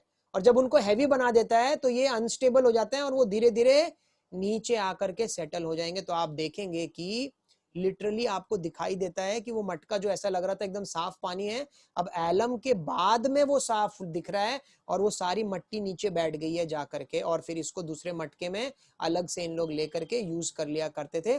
तो यहां पर भी उनको कोलोइडल पार्टिकल का नॉलेज था पहले से कि colloidal particles are very fine particles which float, तो उनको सेटल कर दो कैसे भी नीचे। तो वहां पे सेटल करने के लिए एलम यूज किया, फैक्ट्री में सेटल करने के लिए हमने उसको चार्ज वाली प्रॉपर्टी यूज की, ठीक है। तो वैसे प्रेसिपिटेशन ऐसे बहुत जगह यूज किया जाता है। आपका जो पानी जो है, जो सीवेज वाटर है, उसको भी क्लीन करने के लिए उसमें भी एक चार्ज आ जाता है, वो भी एक कोलोइडल पार्टिकल बन जाता है। वहां पर भी जो हमारे पास जो क्लीनिंग फैक्ट्रीज हैं, वहां पर भी हम ये प्रेसिपिटेशन का मेथड यूज करते हैं। तो देखिए कितनी सारी जगह हम लोग ये चीजें यूज कर रहे हैं, अपना नॉलेज, कोलोइडल सोल्यूशन का नॉलेज, सस्पेंशन का नॉलेज, और इसको यूज कर रहे हैं ह्यूमन काइंड के लिए, बेटरमेंट के लिए, ठीक है। आगे चलेंगे। सर एलम नेचुरली मिलता है कि साइंटिस्ट ने बनाया है? नहीं नहीं, आई थिंक मिलना चाहिए एलम, मिलना चाहिए। एलम का तो फॉर्मूला ही मुझे याद नहीं है, बड़ा लंबा सा फॉर्मूला होता है एलम का, बट वेरी नाइस। थोड़ा खट्टा खट्टा सा लगता है इसको, अगर आप हल्का सा टेस्ट करके देखेंगे ना, व्हाइट कलर का ट्रांसपेरेंट जैसा और खट्टा खट्टा सा। आगे चलते हैं, आ जाते हैं फिजिकल एंड केमिकल चेंजेस के ऊपर। फिजिकल एंड केमिकल चेंजेस, अभी तो आपके मन में कोई सवाल नहीं रहा होगा। ऑलमोस्ट हम अब 3/4 चैप्टर हमारा खत्म होने वाला है। अब सिर्फ एक 1/4 चैप्टर बचेगा फिजिकल एंड केमिकल चेंजेस के बाद, वो है सेपरेशन वाला। अलग अलग मेथड कैसे अलग अलग चीजों को सेपरेट किया जा सके। बोलिए सर डिफरेंशिएट भी आ सकता है ना सस्पेंशन और कोलॉइडल में? बिल्कुल, तभी तो मैंने आपको वो पॉइंट्स लिखा है। अगर आपको डिफरेंशिएट करने के लिए आता है तो आप दोनों पॉइंट को आमने सामने लिख देंगे। एक में लिख देंगे होमोजीनियस, दूसरे में हेट्रोजीनियस। एक में उसका साइज इतना नैनोमीटर, इसका साइज यहाँ पे, ये फिल्ट्रेशन से नहीं कर सकते, ये कर सकते हैं, ये सेटल नहीं हो सकता, ये सेटल हो सकता है। उनको कंपेयर करके सेम पॉइंट आमने सामने लिख करके, यही पॉइंट आपके डिफरेंशिएट के रूप में भी आ सकते हैं। प्रॉपर्टीज के रूप में आए तो सिर्फ उनको लिख देना है, जिन जिन के बीच में डिफरेंशिएट आए तो आमने सामने करके लिख देना है, ठीक है। Physical and chemical changes,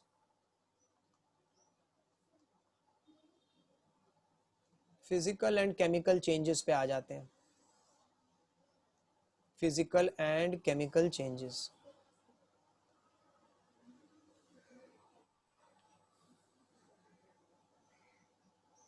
okay. चलिए शुरुआत आप ही से करते हैं, क्योंकि कई जगह तो ये चैप्टर हो गया है, तो आपके पास ऑलरेडी फिजिकल केमिकल चेंजेस को लेके कुछ नॉलेज ऑलरेडी है। पहले वो आपसे भी सुनते हैं और थोड़ा बहुत उसमें डेफिनेशन और डिफरेंशिएट ऐड करके इस टॉपिक को आगे लेकर के जाते हैं। तो पहले मौका कौन है जिसने बिल्कुल नहीं बोला है अभी तक? यहाँ पर कोई भी नहीं। अदिति बोलो।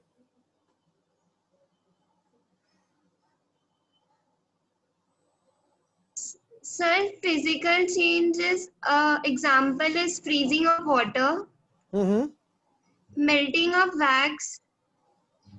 होता क्या है बेटा? एक एग्जांपल दे मान लेते हैं आपका। चलिए melting of wax, melting of wax आपने बोला फिजिकल चेंज है, पर ये फिजिकल चेंज होता क्या है? केमिकल चेंज से अलग क्यों दिखता है? कैसे दिखता है? क्या डिफरेंस है? सर वो टेम्परेरी चेंज होता है। कौन सा? Physical change? हाँ सर। और केमिकल चेंज? सर वो परमानेंट चेंज होता है। ओके, परमानेंट चेंज होता है और वो टेम्परेरी चेंज होता है, ठीक है। एक एग्जांपल भी आपने दे दिया, बहुत बढ़िया, शाबाश। इसी में रितुल को ऐड करते हैं। रितुल, कुछ बताना चाहेंगे आप?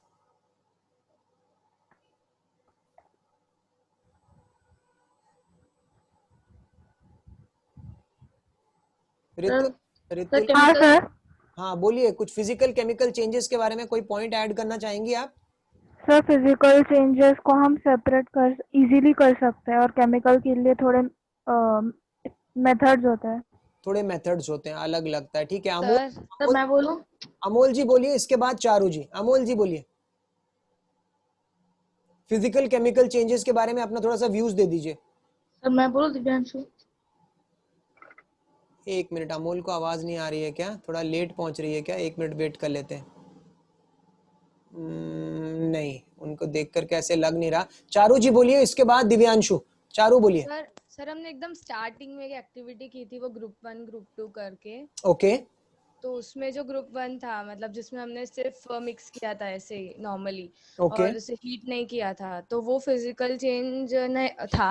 और जो हीट किया था वो केमिकल चेंज था। तो वो सेम चीज भी हम लोग यहाँ पे एक्सप्लेन कर सकते हैं ना? हाँ, एकदम सही बोला है। और अमोल लगता है आप सुन पा रहे हैं। अमोल जी बोलिए। Sir, in physical change, no new product is formed, and in chemical change, new product is formed. Okay, कोई एग्जांपल देना चाहेंगे आप? कोई एक एग्जांपल केमिकल चेंज का? वुड को बर्न करने पर ऐश बन जाता है। ओके, वुड को बर्न करने हाँ पर ऐश सर, बन वो भी। जाता है। चलिए, बहुत बढ़िया। ताशवी जी, आप भी ऐड कर दीजिए कुछ point. Yes sir. Sir physical changes में सिर्फ उसकी सब्सटेंस की फिजिकल प्रॉपर्टीज चेंज होती है, केमिकल जो कंपोजिशन है उसमें कुछ चेंज नहीं आता। बिल्कुल बिल्कुल, आप लोग सही बोल रहे हैं। चलिए, तो साथ में यहाँ पे आदेश ने भी कोई पॉइंट लिखा है। जिन बच्चों से मैं डायरेक्ट क्वेश्चन नहीं पूछ पा रहा हूँ, अगर उनको अपने पॉइंट शेयर करने हैं, वो डेफिनेटली हमारे जूम चैट पर लिख करके बता सकते हैं बीच बीच में। मैं, क्योंकि इन बच्चों को तो मैं सामने देख पा रहा हूँ, तो डायरेक्टली इनसे क्वेश्चन पूछ लेता हूँ। बाकी मैं बीच बीच में जूम चैट पे भी ध्यान दे रहा हूँ। तो आदेश जी लिखते हैं, sir physical changes are reversible, chemical changes are irreversible. Okay. और पहली चीज है फिजिकल चेंजेस में, आशीष ऑडियो बिल्कुल खराब है। Sir, in physical changes, there is variable composition, as in chemical change there is fixed composition. बहुत बढ़िया, बहुत बढ़िया। किसने बोला ये? Sir, Aishwarya. Okay okay, Aishwarya batch 1, बहुत बढ़िया बोला है। बट हम सबसे बेसिक पॉइंट इसमें पहले लेना चाहेंगे कि physical change, those changes in which no new substance are formed. ये एकदम बेसिक। और यहाँ हम बात कर ही रहे थे, और आर्यन ने नेट से उठा के लेकर के भी आ गए भाई, एलम का फॉर्मूला KAlSO4 twice 12H2O। क्या बात है, एलम का फॉर्मूला। वाह, बड़ा ही इंप्रेसिव लग रहा है। KAlSO4 twice 12H2O। ठीक है, फिजिकल चेंज के बारे में हम बात कर रहे थे। दोज चेंजेस, अगर एक पॉइंट लिखना है तो those changes in which no new substance are formed are called physical changes.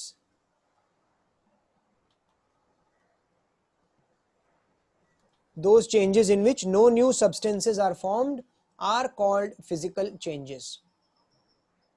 कोई नया सब्सटेंस नहीं बनता है, एकदम सिंपल वर्ड में नया सब्सटेंस। क्योंकि आपने जो डेफिनेशन दी, अगर मैं किसी छोटे बच्चे को बोलूंगा तो वो डर जाएगा।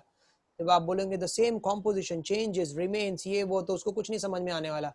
उसकी लैंग्वेज में अगर आपको समझाना है भाई कोई नया सब्सटेंस बन रहा है क्या उस चेंज के बाद, तो नया सब्सटेंस बन रहा है तो वो केमिकल चेंज होगा। अगर कोई नया सब्सटेंस नहीं बन रहा तो वो फिजिकल चेंज होगा।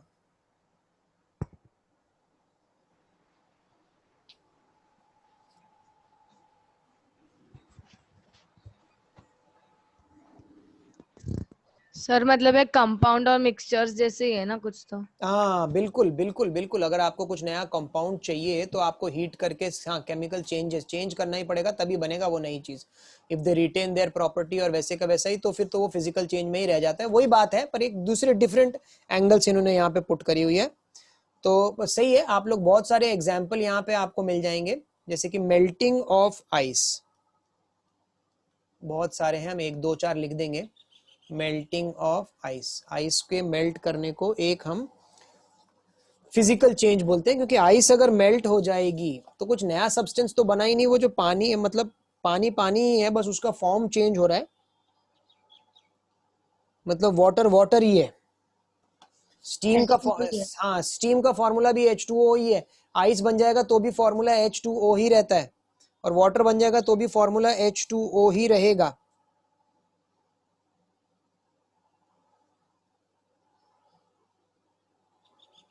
तो ये एक चीज हमको यहाँ पर ध्यान देनी पड़ेगी, ठीक है।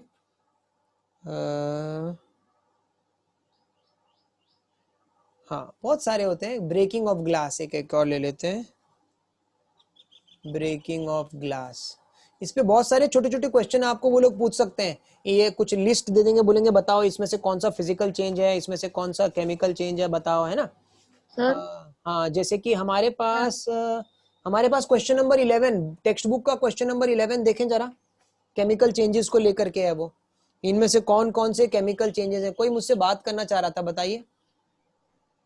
सर ब्रेकिंग ऑफ ग्लास तो सर टूट जाए तो वापस ज्वाइन नहीं कर सकते ना हम लोग तो। देखा, मैंने इसलिए ये पॉइंट लिया क्योंकि यही चीज मुझे भी बचपन में क्लियर नहीं थी बेटा। ध्यान देना, कौन पूछ रहा था ये? दिव्यांशु पूछ रहा था। हाँ सर। हाँ, दिव्यांशु पांडे जी, बैच 2, जरा ध्यान दीजिए बेटा। कांच कांच ही रहेगा, टूटने के बाद भी वो कांच अचानक से सोने में बदल जाएगा क्या? नहीं, फिर तो सब अपने घर के कांच तोड़ देंगे। बिल्कुल नहीं, कांच कांच ही रहेगा। न्यू सब्सटेंस का मतलब ये होता है कि कुछ नया अजीब सा चीज। ब्रेक होने के बाद भी कांच कांच ही रहेगा। कोई क्या बोलता है, जैसे मैंने एक बच्चे को बोला पेपर, टेयरिंग ऑफ पेपर, बोलता है टेयरिंग ऑफ पेपर कैसे फिजिकल चेंज? सर आप बोलते हैं कोई नया सब्सटेंस नहीं बना, मैंने पेपर फाड़ दिया, अब मैं उसको दोबारा चिपकाऊंगा भी तो उसमें लाइन तो दिखेगी। भाई उसकी तो बात ही नहीं हो रही है, लाइन दिखेगी नहीं दिखेगी वो उस बात नहीं हो रही है, बात हो रही है कुछ नया सब्सटेंस बन रहा है कि नहीं। तो दिव्यांशु, कुछ नया सब्सटेंस बन रहा है क्या जब मैं ब्रेक करता हूं ग्लास को? तो कि ग्लास ग्लास ही रहता है कि आपको रहता है। बिल्कुल ऐसी कंप्लेन तो नहीं आती ना कि इस लड़के ने हमारे घर का कांच तोड़ दिया और अब वो गोल्ड में बदल गया, तो इसके खिलाफ प्लीज आप कुछ एक्शन लीजिए, इस लड़के के खिलाफ। हमारे घर में पहले इतना सारा गोल्ड है और गोल्ड नहीं चाहिए था। ऐसा कोई कंप्लेन आ सकती है क्या? नहीं आ सकती, करेक्ट। तो कि वो गोल्ड था और वो अचानक से पेपर में बदल गया, नहीं। So no news. ब्रेक करने पे वही रहेगा। या फिर कटिंग ऑफ वुड, लकड़ी काटोगे तो लकड़ी लकड़ी रहने वाली है कटने के बाद भी, पेपर फाड़ने के बाद भी पेपर ही रहने वाला है, ग्लास टूटने के बाद भी ग्लास ही रहने वाला है। तो वो फिजिकल चेंज हुआ जिसमें कोई नया सब्सटेंस नहीं बन जाता,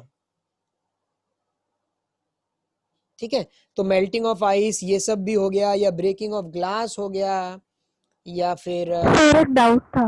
हाँ, पूछिए पूछिए। सर जब हम ग्लास को हीट करते हैं तो वो टूट क्यों जाता है? हाँ, ये क्वेश्चन तेरा बहुत अच्छा है। एक रिक्वेस्ट है, थोड़ा सा माइक दूर रखा कर। हाँ, तो अब क्या होता है, अब ये तो क्वेश्चन यहाँ से तो टॉपिक से एकदम अलग ही हो गया। बोलते जब हम ग्लास को हीट करते हैं तो वो टूट क्यों जाता है? किसी के पास कोई आंसर है?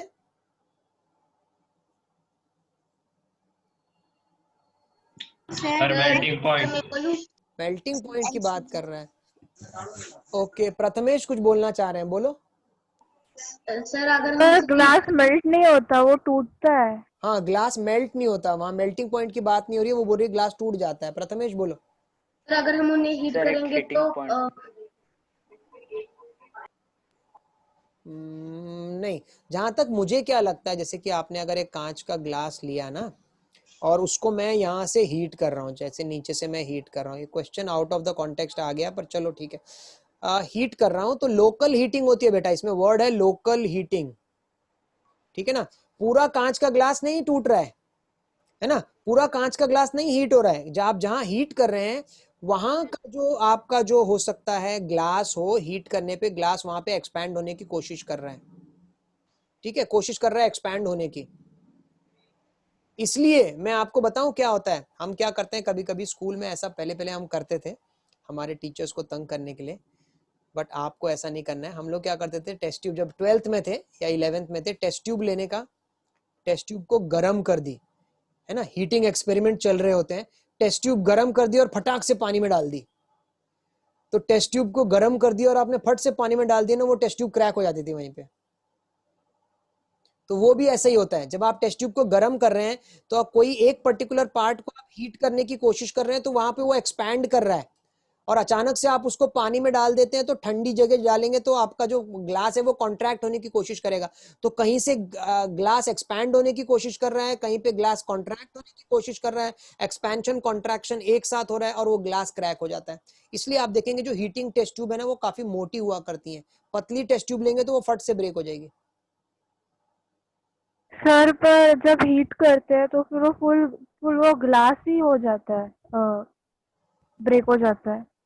हाँ तो वो एक जगह से टूटेगा तो ब्रिटल है ना वो, ये आपका वो नहीं है ना, ये आपका मेटल नहीं है तो मैलिएबल डक्टाइल जैसी प्रॉपर्टी नहीं रखता, ये नॉन मेटल जैसा दिखता है हमको। वैसे तो ग्लास नॉन मेटल है नहीं, पर प्रॉपर्टी वैसी होती है ब्रिटल वाली property.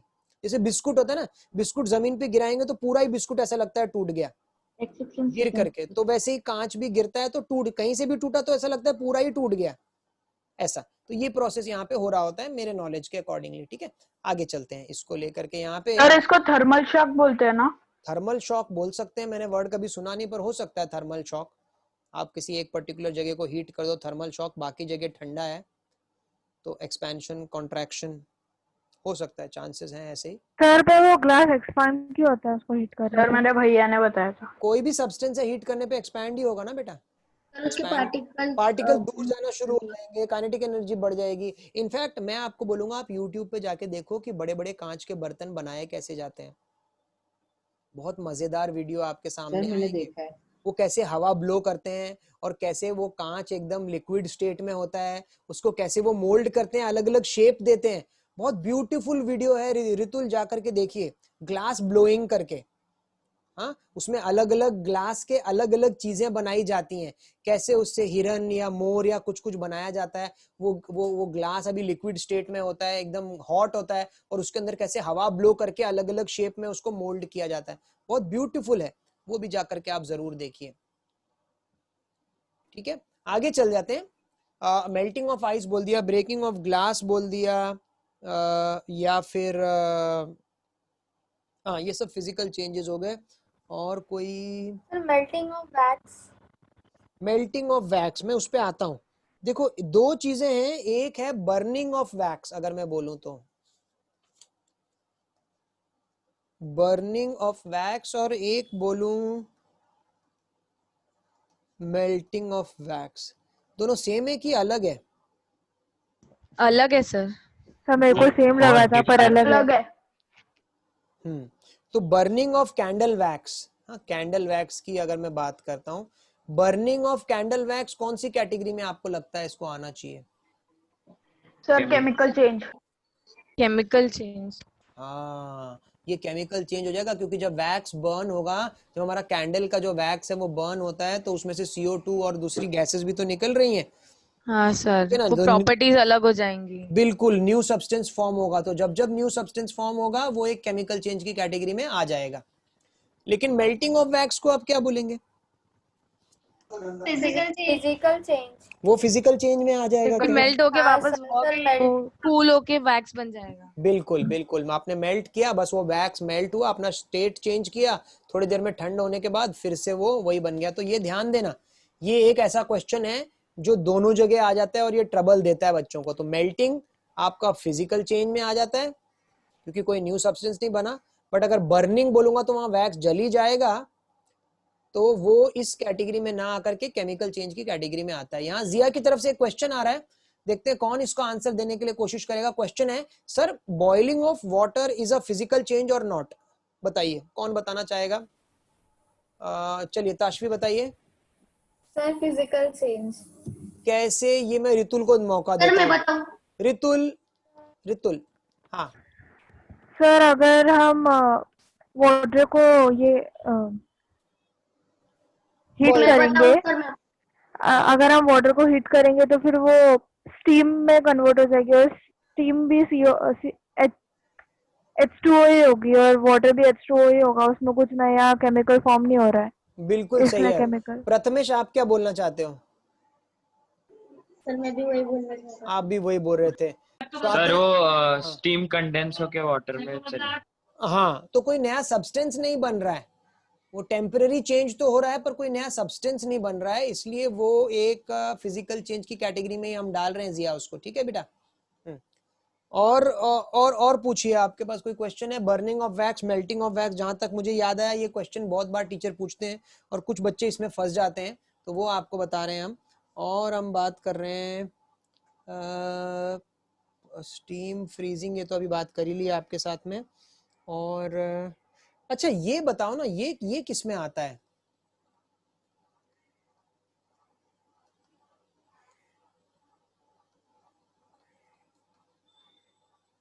Glowing of an electric bulb, ये कौन सी कैटेगरी में आ रहा है? फिजिकल चेंज है कि केमिकल चेंज है? ईशानी से शुरू करेंगे। केमिकल चेंज होगा। ओके, केमिकल चेंज होगा। ठीक है, ईशानी बोलती है केमिकल चेंज। इसको आगे लेकर के चलते हैं, प्राची से पूछते हैं। प्राची जी आप बताइए। आप प्लीज अपने भाई से हेल्प मत दीजिए, आपके साइड में एक स्मार्ट सा बच्चा मुझे खड़ा हुआ दिख रहा है, उससे बिल्कुल हेल्प लेना है, आपको अपने आप बताना है। आपको क्या लगता है, glowing of an electric bulb physical है कि केमिकल है? सर वो मुझे केमिकल लग रहा है। अच्छा, आपको भी केमिकल लग रहा है, ठीक है। और स्वाति कुशवाहा? फिजिकल चेंज लग रहा है। Is glowing of electric bulb a physical change or a chemical change according to you? Physical change. अच्छा, you think it is a physical change। तो भाई यहाँ पे एक डिस्कशन शुरू हो रहा है। स्वाति कुशवाहा एक तरफ है जो बोल रही है ये फिजिकल चेंज है, दूसरी तरफ रितुल और प्राची भी आ गई हैं जो बोल रही है कि ये केमिकल चेंज है। ताशवी बोलना चाह रही है, बोलिए। सर मुझे फिजिकल लगता है। आपको भी फिजिकल लगता है? मुझे भी फिजिकल। मैं बोलूं? Physical change.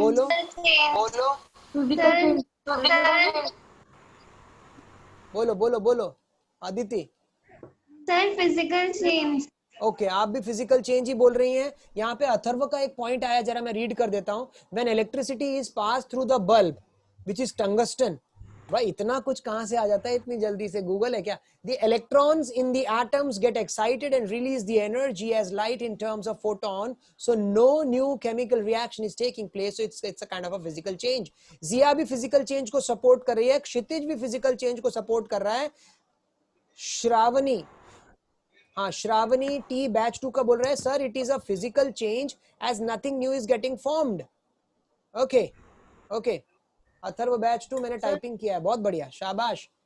तो मुझे लग रहा है कि हाँ फिजिकल चेंज। सानवी भी फिजिकल चेंज पे जा रही है, बहुत बढ़िया। ये एक फिजिकल चेंज ही है, केमिकल चेंज नहीं है। तो जो बच्चे सोच रहे हैं कि ये केमिकल चेंज है, वो ये सोचो आजकल तो वैसे टंगस्टन वाले बल्ब होते ही नहीं है। आप में से कितने लोगों ने टंगस्टन वाले बल्ब देखे भी हैं?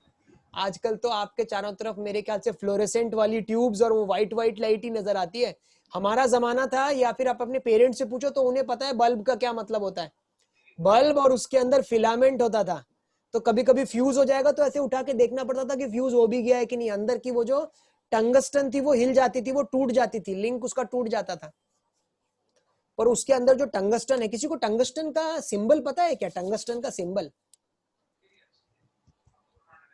टंगस्टन का सिंबल इतनी देर में तो गूगल पे जाके आ जाओगे। टंगस्टन का सिंबल W। बिल्कुल टंगस्टन का सिंबल है W। रोशन बोल रहे हैं मेरे घर पे है, वेरी गुड। हाँ क्षितिज का सिंबल W है। जब टंगस्टन को हम हीट करते थे, टंगस्टन का रेजिस्टेंस बहुत ज्यादा होता है, लाइट उसके अंदर से जाएगी तो वो लाइट गिव आउट करता है। जब उसके अंदर से हीट जाएगी, इलेक्ट्रिसिटी जाएगी तो वो हीट गिव आउट करता था। पर बाद में जब आप ऑफ कर दो तो बल्ब कुछ नए चीज में कन्वर्ट नहीं हो जाएगा। बल्ब ही रहता था, अंदर टंगस्टन ही रहता था। ऐसा तो नहीं हो सकता ना, टंगस्टन एक बार बल्ब आप जला लो, दूसरी सुबह उठ के देखो अरे वो तो जलेबी में कन्वर्ट हो गया है, अ न्यू सब्सटेंस, वाह चलो खाते हैं। नहीं, टंगस्टन ही रहता था। अगले दिन फिर जलाओ, वो गर्म हो जाएगा लेकिन फिर से टंगस्टन ही रहेगा वो। So it is a physical change, no new substance is formed. तो जलेबी की बात करते ही कितने चेहरों पे स्माइल आ गई। देखो जिया देखो कैसे बुरी तरह से हंस रही है। और वही यहाँ पे कौन सा प्रथमेश और अदिति है। सर टंगस्टन वाली जलेबी कैसी लगेगी? टंगस्टन वाली जलेबी कैसी लगेगी वो मुझे नहीं पता पर जलेबी बहुत अच्छी लगेगी। तो definitely it is a physical change, वो हम आपको बता रहे हैं। और अच्छा ये बता दो फिर, अब इतना जबरदस्त टॉपिक चल रहा है तो अगला ये बताओ, मेकिंग अ सोल्यूशन, ये भी आपसे पूछा जा सकता है। Making a solution, chemical change, physical change और केमिकल चेंज? Chemical change. अरे क्या बात है भाई, तभी तो मैं बोल रहा हूँ मेरे बच्चे सब इतने समझदार हैं कि कभी केमिकल चेंज। कभी सही आंसर को भी गलत बता देते केमिकल हैं। चेंज। देखो मैं हो सकता हूँ कि आपको अभी बेवकूफ बनाने की कोशिश कर रहा हूँ, ध्यान से मेरी बातें सुनना। Making of a solution, making of a solution का मतलब है जैसे कि मैंने सॉल्ट लिया है और मैंने पानी में डाल दिया है, सॉल्ट एडेड इनटू वाटर, है ना, नमक को पानी में डाल दिया, नमक वाला पानी बन गया है। क्या वो फिजिकल चेंज है कि केमिकल चेंज है? मेकिंग ऑफ सोल्यूशन की बात कर रहा हूँ। फिजिकल फिजिकल वाला चेंज। फिजिकल पोल लॉन्च कर रहा हूँ, A physical B chemical, A physical B chemical, poll launch कर दिया मैंने, A physical B chemical, making a solution, salt water dissolved in water, salt dissolved in water, physical change और chemical change. A physical B chemical, ये देखो इधर बच्चे D भी check कर दे रहे हैं, ये सब बच्चे आईआईटी जाएंगे, डी वाले बच्चे। Is it a physical change और अ केमिकल चेंज? बड़ा ही मिक्स्ड रिस्पॉन्स आ रहा है। लास्ट 5 सेकेंड अलाउ करेंगे, फिर बंद कर देंगे। 45 स्टूडेंट्स हैव अपीयर्ड। बिल्कुल बिल्कुल, अथर्व शिंदे बोलता है, और थोड़ा जल्दी करें, मेरा एक नेक्स्ट लेक्चर, एक और मेरा अभी आज 7 बजे का मेरा एक और लेक्चर है।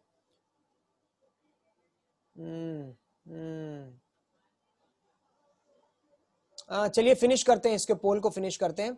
अथर्व शिंदे बोलते हैं सर 18 ईयर से पहले हमने वोटिंग कर दी। ठीक है, पोलिंग कर दी, चलो बहुत बढ़िया है। डिसॉल्विंग शुगर इन वाटर, अच्छा इसको मैं एंड कर रहा हूं और जरा आपको रिजल्ट शेयर करता हूं। ये देखिए रिजल्ट,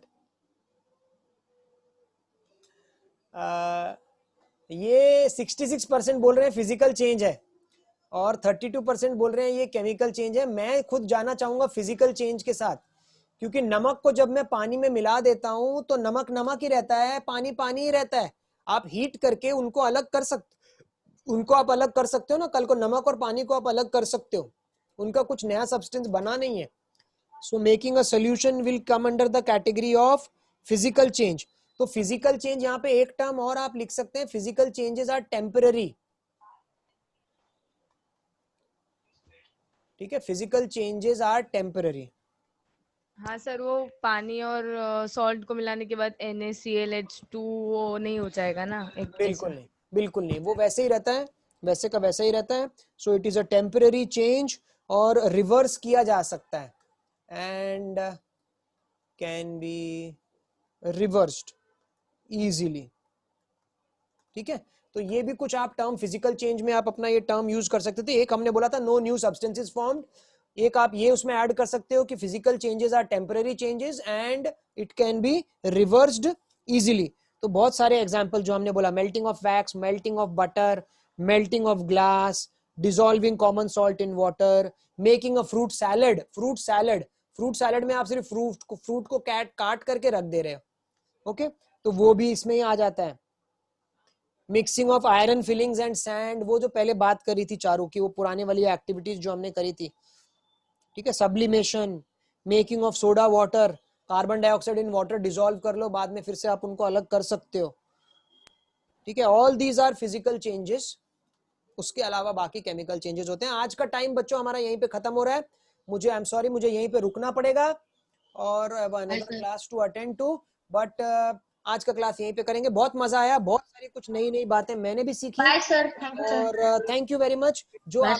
जो आपके वीडियोस जो बच गए थे, आई ट्राई ये 2 दिन के अंदर अंदर आपको लोड कर देते हैं। अगले हफ्ते फिर मिलते हैं। Thank you very much. Bye sir. Bye sir, thank you sir. Thank you sir. Bye sir, thank you sir. Welcome welcome welcome. अपना ध्यान रखिए, घर का भी ध्यान रखिए। Thank you.